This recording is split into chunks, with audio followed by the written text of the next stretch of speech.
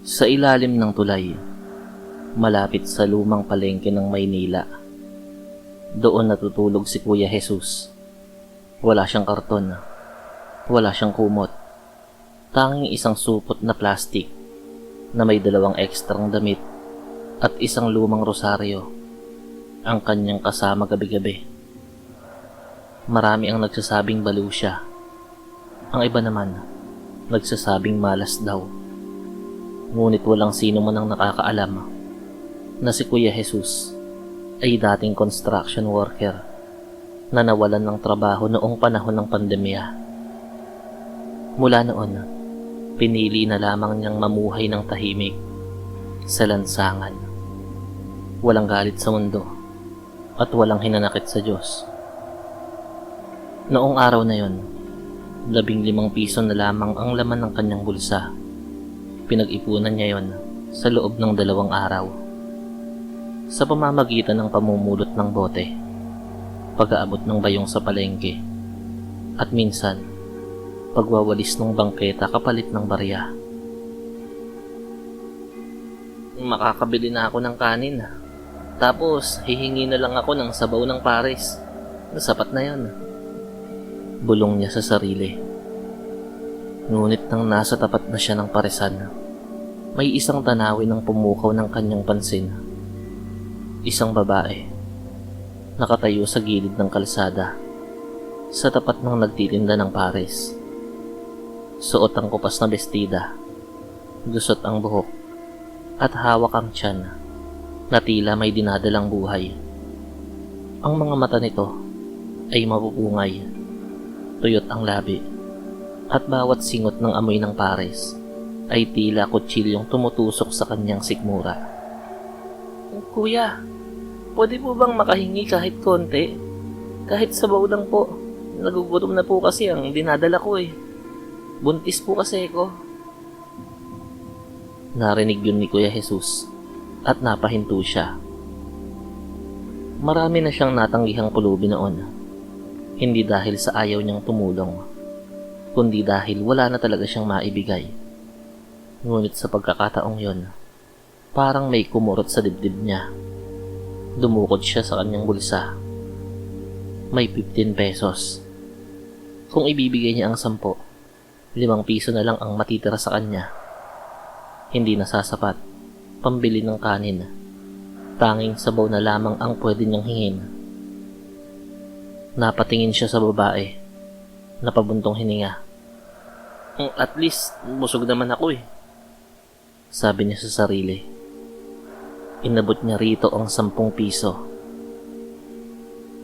Pasensya ka na. Ito lang ang kaya ko eh. Sana makakain ka. Ayan, bumili ka ng kanin tapos humingi ka na lang ng sabaw dyan sa parisan. Nagulat ang babae. Napatingin siya sa pera. Saka kay Kuya Jesus. May kung anong kumislap sa kanyang mga mata. Hindi awa, hindi tuwa, kundi pagkamangha.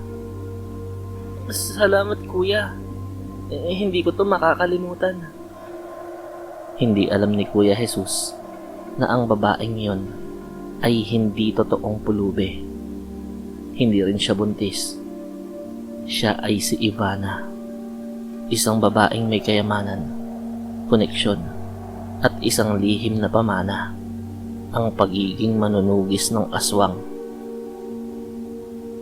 Lumaki si Ivana sa isang pamilya na matagal nang lumalaban sa dilim.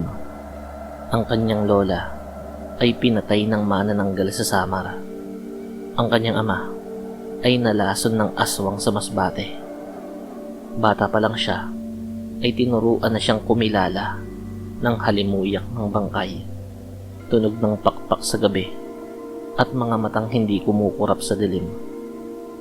Ngunit may isang bagay na itinuro sa kanya ng kanyang ina na mas mahalaga sa lahat.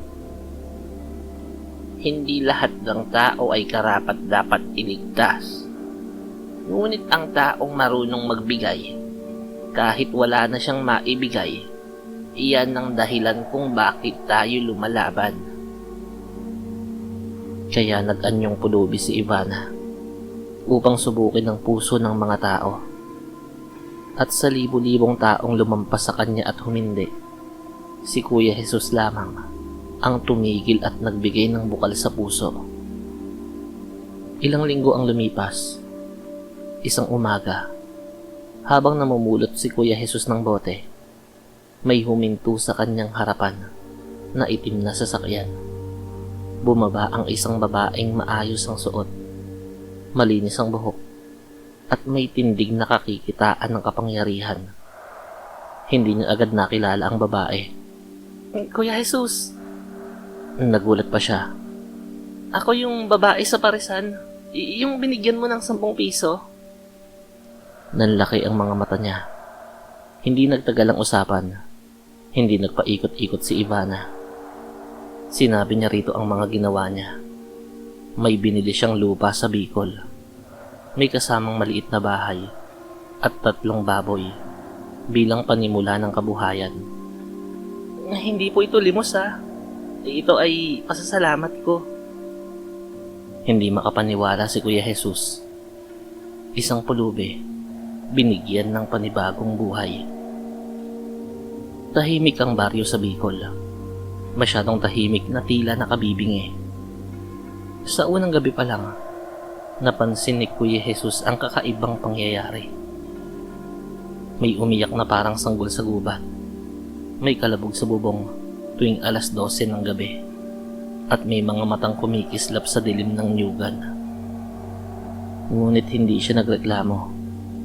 Hanggang isang umaga, natagpuan niyang patay na ang mga baboy.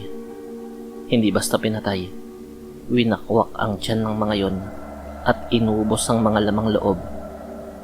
Napasigaw si Kuya Jesus at napaluhod sa putik. Ivana, patawad. Hindi ko naprotektahan ang regalo mo sa akin. Nang malaman ni Ivana ang nangyari, nagbago ang kanyang anyo. Hindi na siya ang magandang babaeng nakabistida lang. Siya na ang tagapaghatol. Agad siyang nagpunta sa Bicol. Tangan ng itak na may ukit ng Latin at orasyon. Asin na hinaluan ng hamog ng kampana at kutsilyong pinahid sa dugo ng nilalang sa bundok. Hindi niya ipinaalam kay Kuya Jesus ang gagawin niyang paghihigante sa mga nilalang na umargabyado rito. Sa bungad ng gubat na malapit sa binili niyang lupa para kay Kuya Jesus, nakaharap niya ang 4 na nilalang. Isa ang manananggal, isa ang tikbalang na may lahing aswang, at 2 anyong tao na may matatalas na pangil. Sumugod ang manananggal mula sa ulap ng gabi, pero isinaboy ni Ivana ang asin sa hangin. Napaso ang manananggal, humiyaw sa sakit at bumagsak sa lupa. Ang tikbalang ng aswang ay tumalon ng mataas. Subalit inabangan na yun ni Ivana. Walang awa niyang tinapyas ang leeg doon at nahulog sa lupa ang putol na nitong ulo. Ang 2 pa ay nagbago ng anyo, ngunit huli na. Nasa harap na nila si Ivana. Nakasaksak na sa mga dibdib ng mga yon ang tig-1 kutsilyo na may kargang dugo ng mga engkanto. Sabay na padapang bumagsak sa lupa ang mga yon nang hugutin ni Ivana ang punyal mula sa dibdib ng mga ito.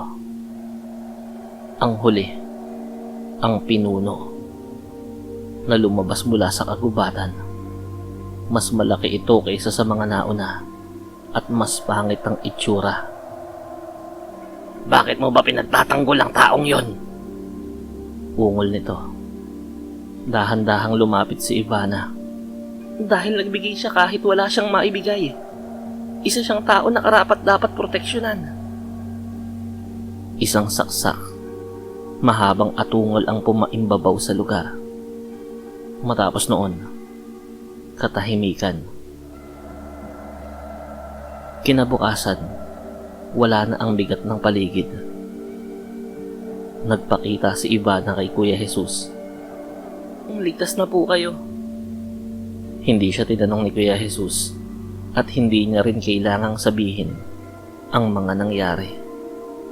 Sapat nang sa isang lugar ng Bicol, may isang pulubing nagbigay ng 10 piso sa kanyang kapwa, kung kaya't nakatanggap siya ng biyaya at proteksyon mula sa isang napakagandang manunugis sa katauhan ni Ivana.